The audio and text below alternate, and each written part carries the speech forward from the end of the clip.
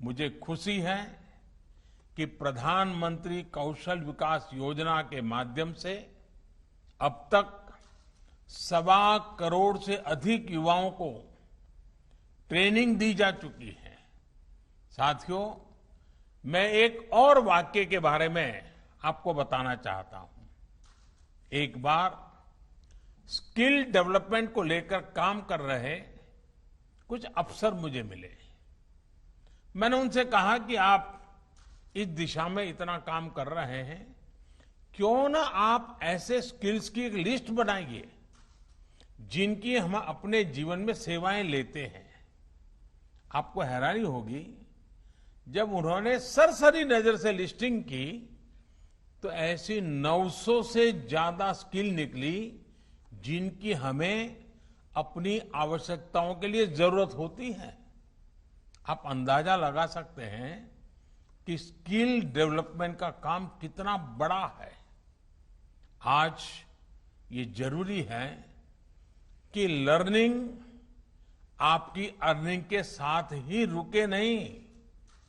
आज दुनिया में स्किल्स की इतनी डिमांड है कि जो स्किल होगा वही ग्रो करेगा। ये बात व्यक्तियों पर भी लागू होती है और देश पर भी लागू होती है। दुनिया के लिए एक स्मार्ट और skilled manpower solutions Bharat दे सके, ये हमारे नौजवानों की स्किलिंग स्ट्रेटजी के मूल में होना चाहिए। इसको देखते हुए ग्लोबल स्किल गैप की मैपिंग जो कि की जा रही है, वो प्रशंसनीय कदम है।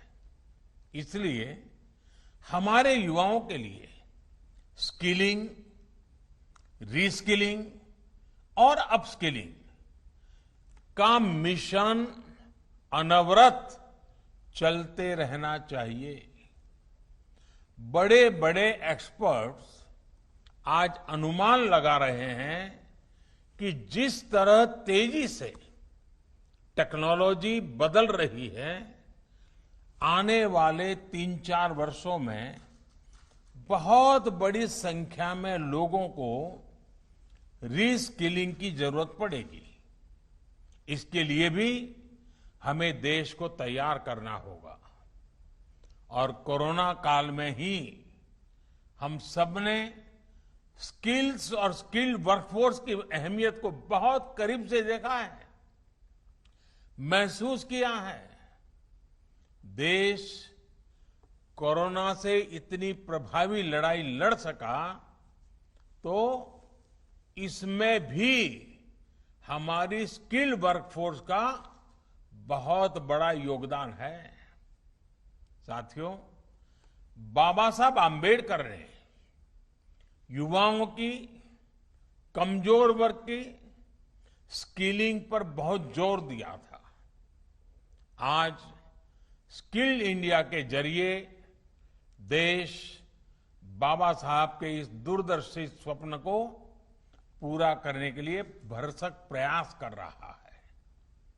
उदाहरण के तौर पर आदिवासी समाज के लिए देश ने गोइंग ऑनलाइन एज लीडर्स यानी गोल्ड प्रोग्राम शुरू किया है।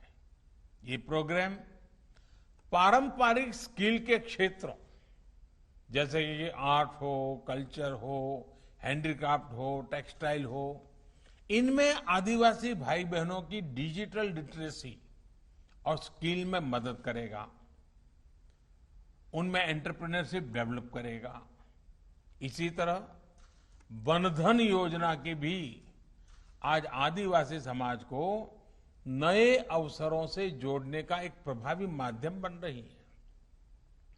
हमें आने वाले समय में इस तरह के अभियानों को और ज्यादा व्यापक बनाना है। स्किल के जरिए खुद को और देश को आत्मनिर्भर बनाना है। इन्हीं शुभकामनाओं के साथ आप सभी का बहुत बहुत धन्यवाद।